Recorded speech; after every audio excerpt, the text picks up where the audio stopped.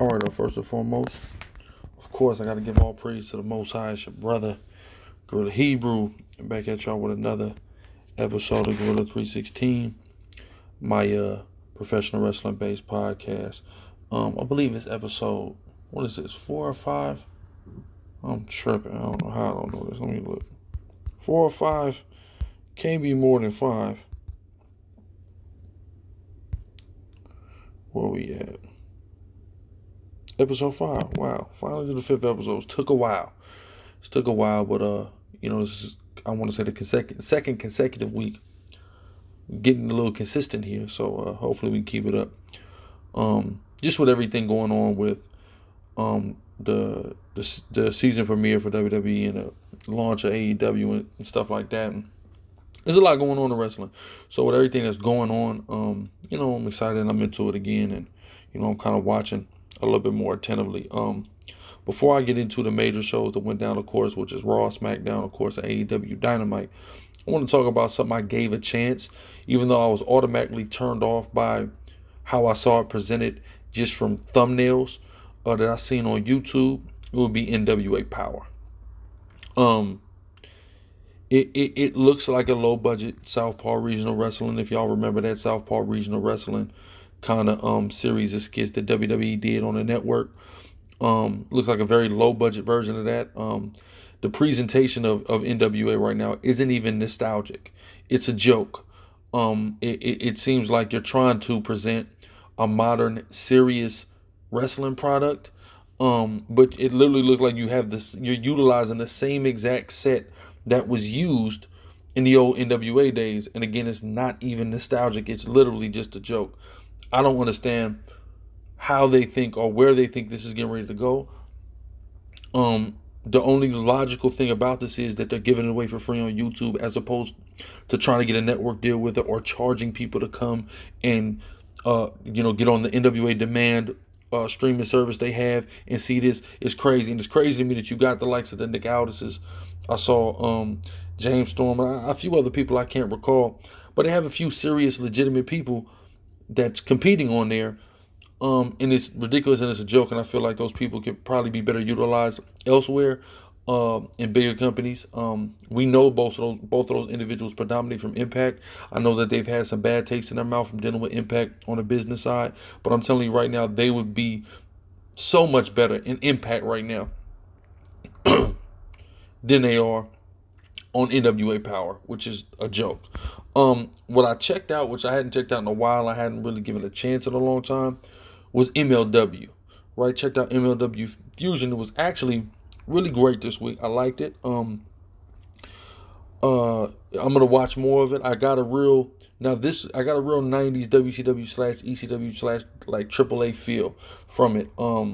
Maybe the AAA feel was just from the opening match that featured LA Park and his son. But more than that, just kind of the presentation felt like that, and the arena they were in and the way the crowd was, it kind of felt like a late 90s, a little WCW, a little ECW, a little AAA. And I like that about it. So I'm looking to watch more of it. I think that they definitely got some growing to do and learning to do as a company. But overall, I like it, especially just for a 1-hour show that I can stream on the Fight app for free. I'm feeling it. Checked out AEW Dark also.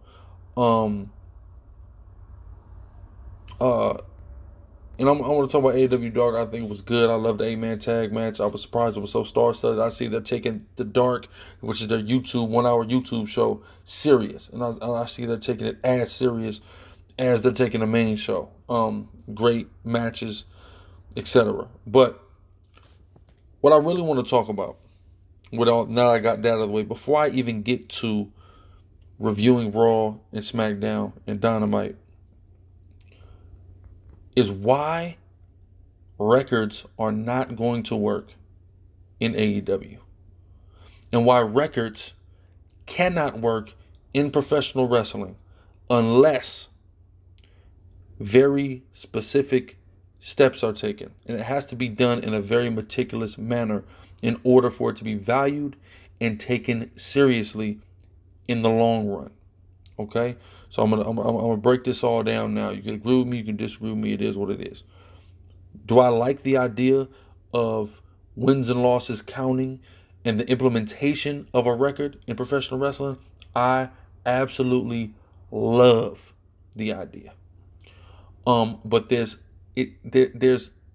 issues, and it has to be done right, or it should not be done at all, because it'll just become a novelty and meaningless.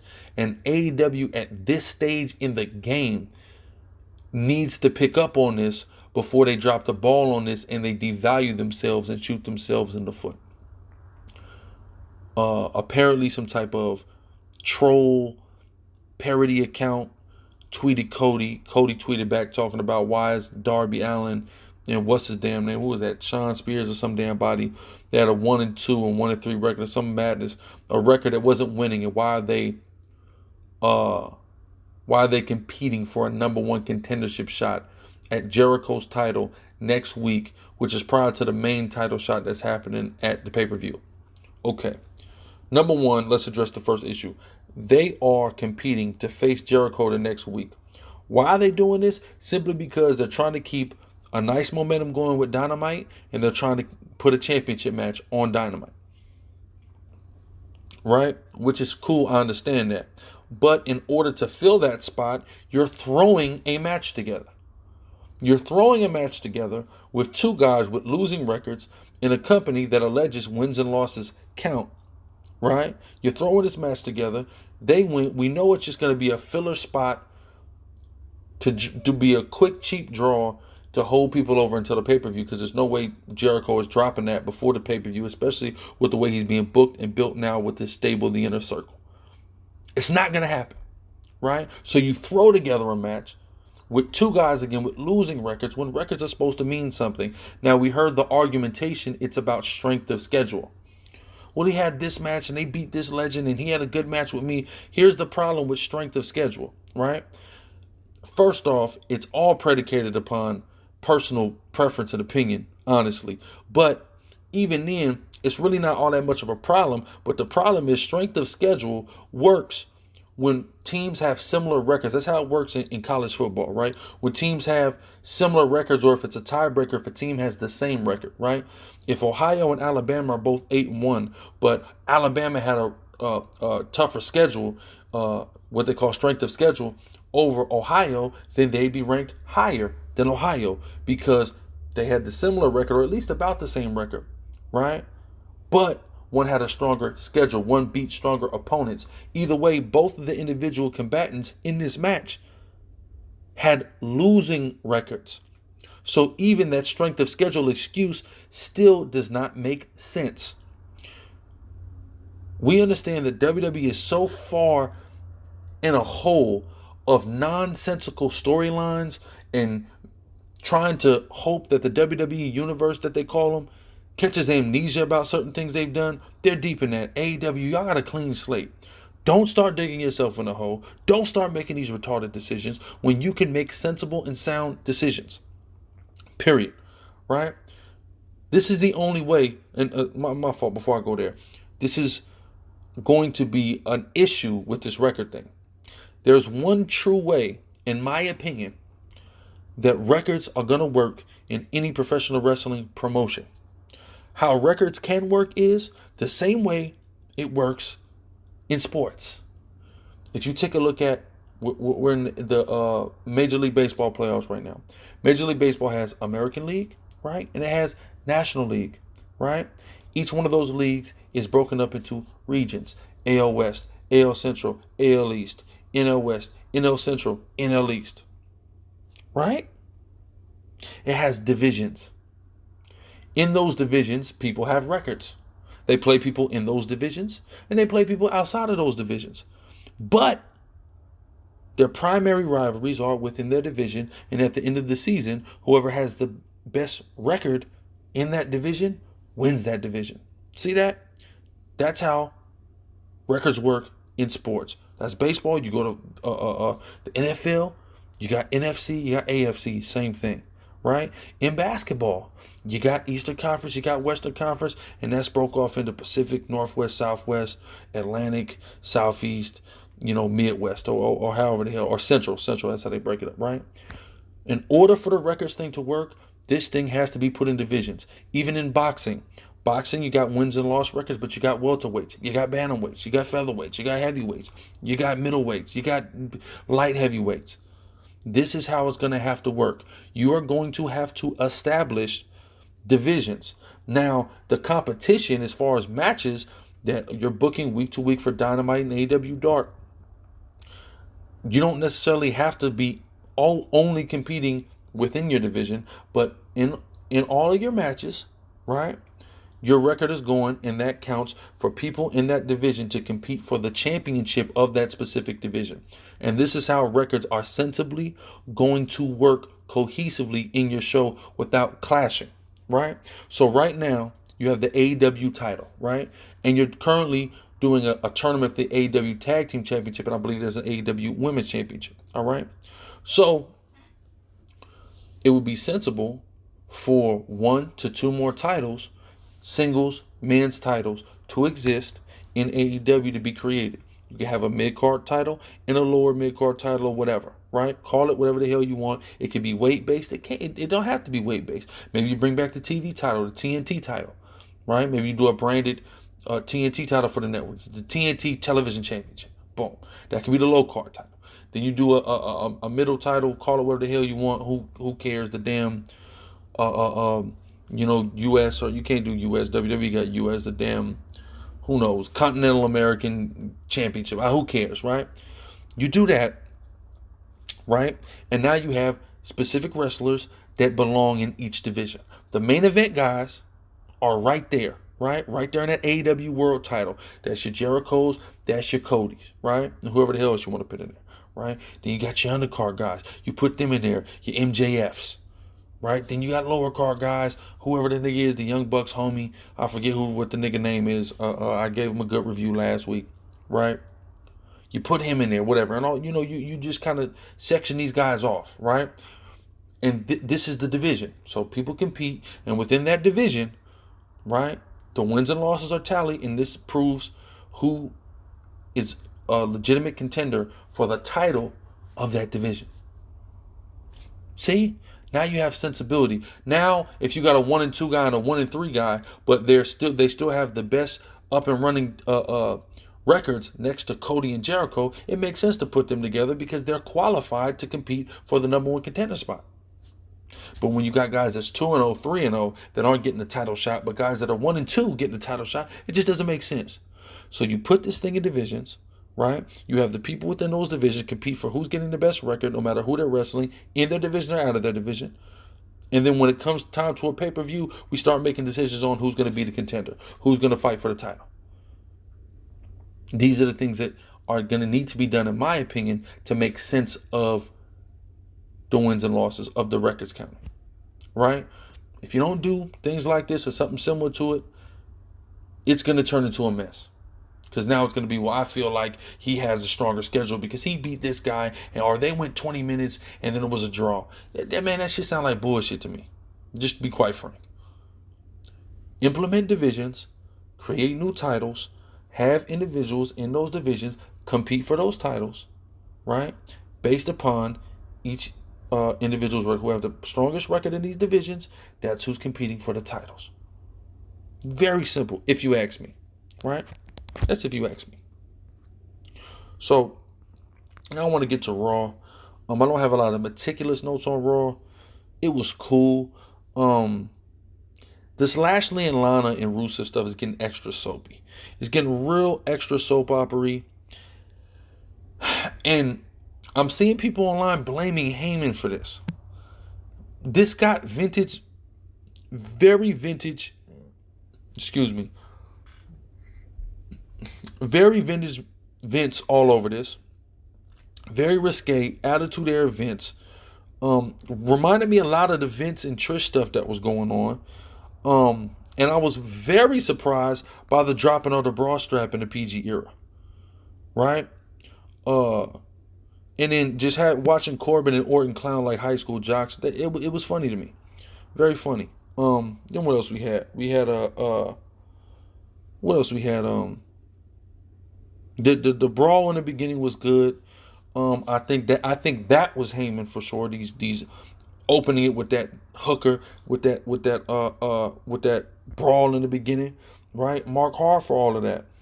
I think that Heyman needs. I don't know, because we're all kind of in the dark as to the level of influence and what, who's in charge of what as far as Raw and SmackDown are going, and how much Heyman influence and how much of Heyman's writing is really getting through. Because I can see a lot of Vince and I can see a little Heyman still. I think it needs to be more Heyman, if you ask me. It needs to be more Heyman. And he kind of just needs to be let loose right now, because the previous week Raw was cool. I think this week's Raw hurt overall.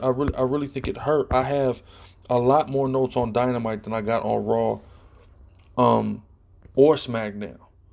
Let me just go through SmackDown real quick, and I'm gonna get to Dynamite because I got a lot on Dynamite. Because I'm gonna be honest with you, even with what happened with Raw and SmackDown last weekend, they were big and good, and in SmackDown they brought The Rock on. Dynamite had it beat because it had that consistent buzz from start to finish.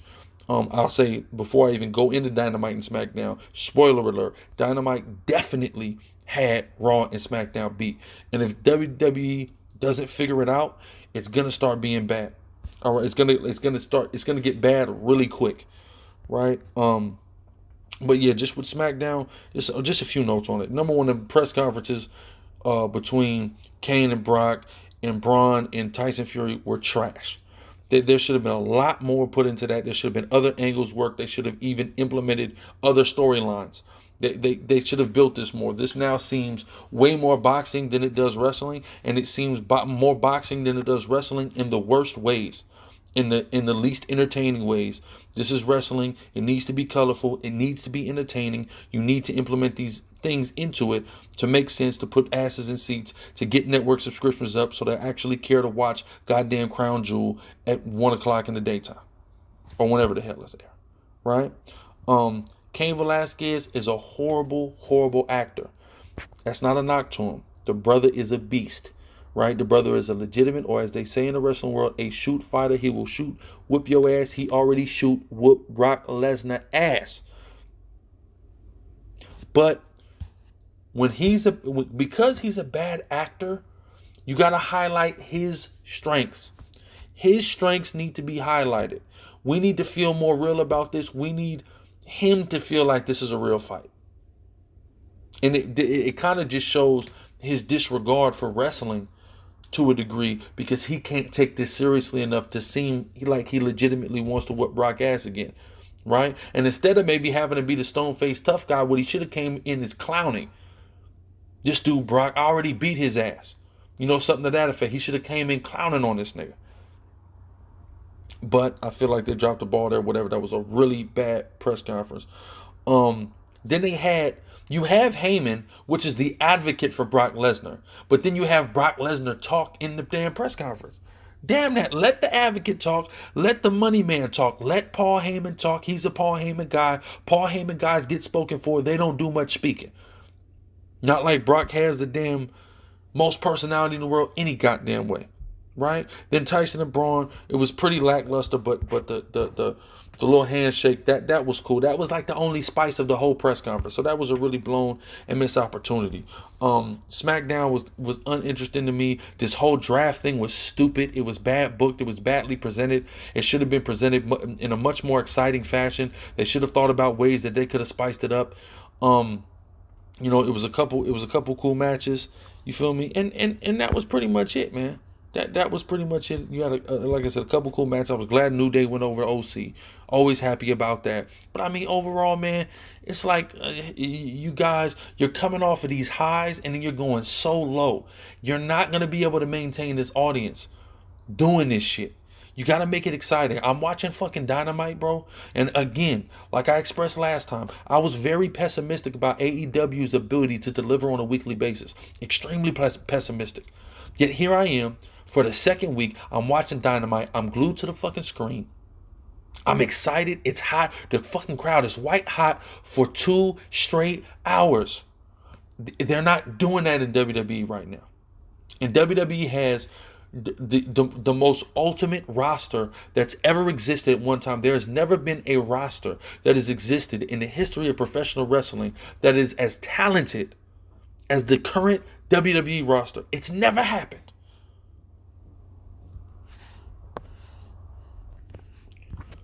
Ever. And instead of exciting us for 3 hours of Raw, 2 hours of SmackDown, I really got out of the habit of watching 205 Live, and I damn sure ain't watching NXT. But that's another 3 hours. We're talking about 8 hours. We should be excited for 8 hours. We should be edge of our seat, white hot for 8 hours. Because you have more pieces to do that than AEW has. Right? You have legitimately enough talented, personality having, colorful professional wrestlers or sports entertainers, whatever in the hell you care to call them, superstars. You have enough WWE superstars on your goddamn roster to have 8 entertaining hours of primetime television a week. 8 easily. But instead, you're taking all these motherfuckers and you're wasting them and you're not entertaining us with them. And if y'all keep doing this bullshit, AEW is gonna fucking destroy you with a roster full of the rated indies. They've rated the fucking indies. And WWE's, which I can't fault them for rating the indies, because goddamn it, WWE rated the indies for the last couple years and just put everyone on NXT and didn't do shit with them. You took Shane Strickland, Keith Lee, Matt Riddle, which I'm not even like Matt Riddle, but you took him, Cassius Ohno, who the fuck else got took off the indies, man? The Ricochet, Cedric Alexander. You went and snatched all these dudes up, and what exactly are you doing with them? What? You're not doing shit with these dudes. You had Leo Rush. You have enough guys to give easily 8 white hot hours of sports entertainment action on primetime television a week with, and you can barely give us 30 minutes of white hot action. It's inexcusable. It's unbelievable. I don't understand it. WWE really needs to get their shit together, and I personally feel like Heyman and Bischoff are not being allowed yet to really oversee Raw and SmackDown. That's what I believe. Because I'm not seeing enough of them. I'm seeing some of them, but I'm certainly not seeing enough of them. Number one, you're doing a WWE draft in Las Vegas on a show that Eric Bischoff is supposed to be in charge of, and you don't bring in Raw Roulette? Okay, it's SmackDown. It ain't Raw. Fine. It's Vegas. SmackDown Roulette, SmackDown Shooters, SmackDown Backgammon. I don't know. Something to that effect could have easily been rejuvenated, resurrected from the damn graves of Bischoff's time as being a Raw GM, and brought and implemented and used to make the draft and SmackDown as a whole, as a show in Vegas, far more exciting and as well as Vegas themed. But where was any of that? So the draft is just Stephanie walking out to the goddamn stage and announcing 5 people, and then a fucking room full of actors, a room full of really bad extras, acting as if they're Fox and USA executives, cheering and happy that they got the picks that they just chose. Why are they cheering about it? They already know they chose the goddamn picks. What in the fuck are you talking about? That was stupid. That was dumb as hell for you to try to pawn yourself off as legitimate. That looked like a fucking Mad TV skit. A bad one at that. And what's funny about that is, the black dude that they had as the Fox executive, he looked a lot like the boy Peele, Jordan Peele. I found that funny. But it looked like a really bad Mad TV skit. And this is what you're doing with 2 hours of primetime Fox television? You're retarded, man. What is wrong with you? If we're supposed to believe that it's Fox versus USA, you could easily bring in 2 individuals that have never even been a part of wrestling, 2 actors, to represent, right? 2 actors, not well-known actors, but 2 actors to represent a Fox executive and a USA executive. This would give, just like Cyrus in ECW back in the day, this gives the network a face. And then with the network having a face, you could turn the network either face or heel, right? And you could really add fire and a fuel to the fire of this brand battle that's supposed to be happening. That instead of it being Raw versus SmackDown, it's bigger and it's really Fox versus USA. But no, instead you just have Stephanie walk out, tell us the 5 people, the 3 people Raw took and the 2 people SmackDown took. You have a room full of paid, bad, extra, stand around goddamn actors that are reacting to picks that they already knew that they chose. It just doesn't make sense. The wrestling was cool. Bayley going over and getting the strap kind of only made me look like Charlotte taking the strap the week prior was only to pad her number of championship reigns that she's going to have so she could be closer to like her father in a much shorter amount of time, which I think is bad booking and bullshit, but hey, that's just me. I had a lot of problems with that. A lot. But let's get into Dynamite. A product that I am well pleased with. Okay, and I'm going to be honest with you, I should be much more well pleased with Raw and SmackDown with the people that are on it. Because I'm a much bigger fan of the current talent that signed to WWE than I am AEW. There's only a few motherfuckers at AEW that I can say I'm truly a fan of. I really like them and I look forward to seeing them. Right? Like Jericho, like LAX, like SCU, who damn else? Of course, the Lucha Bros. That's without question. Feel me? But outside of that, it's not a lot of motherfuckers on that roster. I give a fuck about Jon Moxley. I like him now over there. Shirley hated him as Dean Ambrose. But other than that, it's not a whole lot of motherfuckers in that locker room I give a fuck about. And I'm really looking forward to seeing. But as they present these dudes, I'm sure I'll become a fan. But you at WWE, you have a locker room full of motherfuckers that I love. And I feel, and a laundry list of niggas that I feel should have those top straps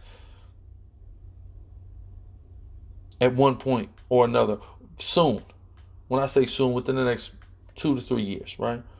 It's a lot of niggas that deserve that strap that's in that locker room. When I say niggas, I'm predominantly talking about black talent, but not just limited to them, right? So I should be far more pleased with them. And then you have Bischoff and Heyman. You have guys who are responsible for some of the best wrestling moments in history, especially speaking from a place of partiality of a kid that grew up in the Attitude Era. And y'all, like, what the fuck is going on? And we say this as if Vince also was not responsible for some of the greatest moments in professional wrestling history. How y'all fucking this up? Anyway, in the AEW, we got a Bucks versus Private Party was a great tone setter, and AEW needs to keep up having great tone setting opening bouts. Not jobber bouts, great tone setting opening bouts. And I believe they will, because they've gone out of their way and made it a point to do it, right? Isaiah Cassidy's a tremendous seller. His selling ability is good, which, as most wrestling podcasts speak about, especially by former workers, selling is a lost art, and Isaiah Cassidy does it very well, right? The gin and juice joint finisher or joint signature move was great. It was amazing. It followed that shooting star press, which I believe should have been the finish. After that gin and juice and that shooting star press, I believe that should have been the finish. The crowd was white hot. But I'm glad that the Meltzer driver was stopped for the upset. I believe the shooting star press really should have been the finish, so they went over clean. But the quick roll up over, I just think that wasn't good booking personally.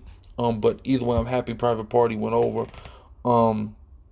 I really wasn't confident that they were going to book Private Party to go over. I'm glad, and I think the shooting star press finisher was a lot stronger and would have got them over a lot more, just personally.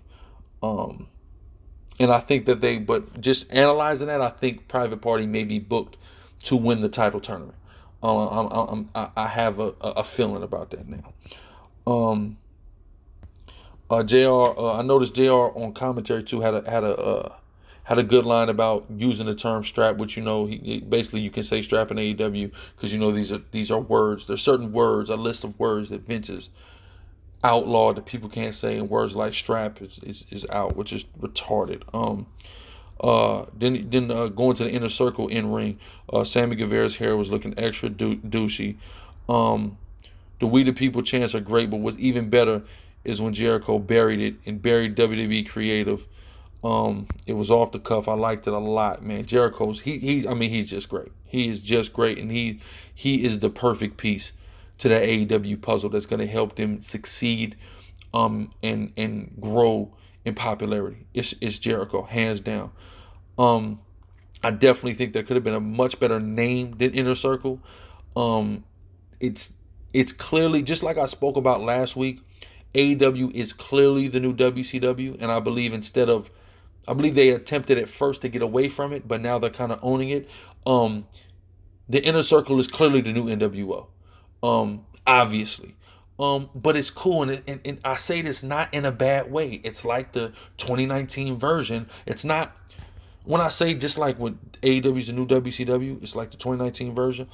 It's not the 2019 version, the same, or let's just focus on Inner Circle.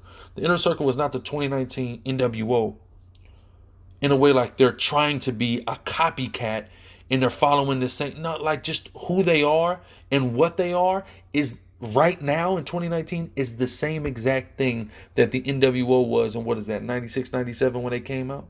It's the same thing. It's the equivalent. Not a cheap imitation or not even an imitation, but it's the same thing. And I like that.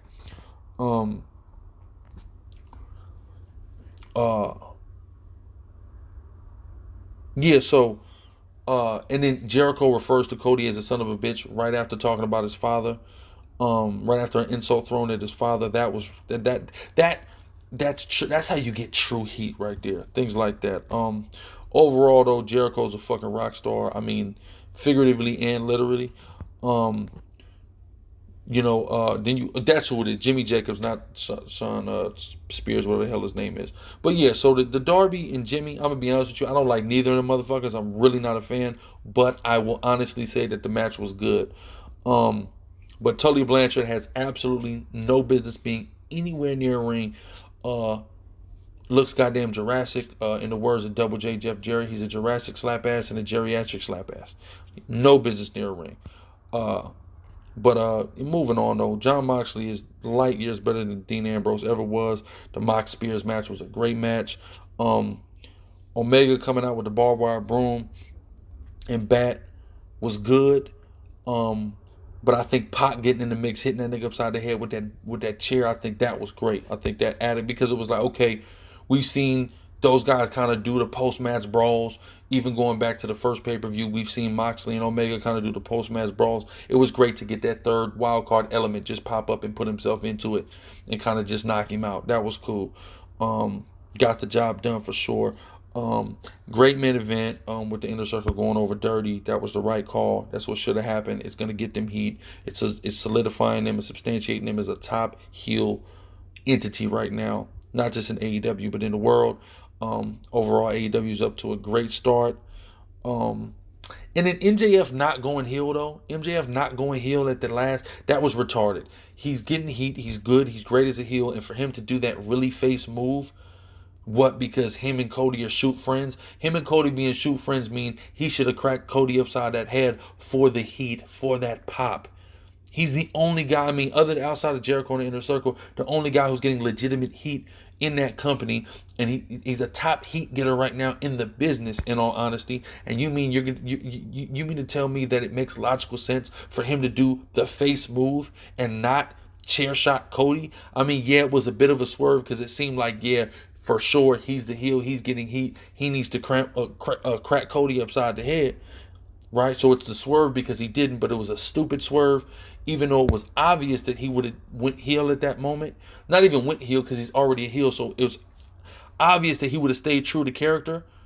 The swerve didn't make sense there. Even though it's obvious, it's the right move, it's the only move, so that was stupid. That was really bad. That was one of the few mistakes I've seen AEW make in the last couple of weeks. But I'll also say that Darby Allin has probably the weakest work punches in wrestling. But the skateboard shot was definitely believable towards the end. So, I mean, but overall, Dynamite was good. It was great. I loved it. Definitely beat out Raw and SmackDown for the second consecutive week. As far as quality of professional wrestling product. So I'm looking forward to seeing how to do this week. Of course, we got Raw tonight, so I'm looking forward to that. I wanted to make sure to get this out because I kind of started last week behind. So I wanted to make sure to get this out on Monday before Raw is out. So I can start fresh this week and hopefully keep coming at y'all with these Gorilla 316s. But yeah, man, with that, again, I'm going to give all praise to Yahweh Shem Yahweh Shai. It's your brother, Guerrilla Hebrew, signing out for the Gorilla 316 podcast.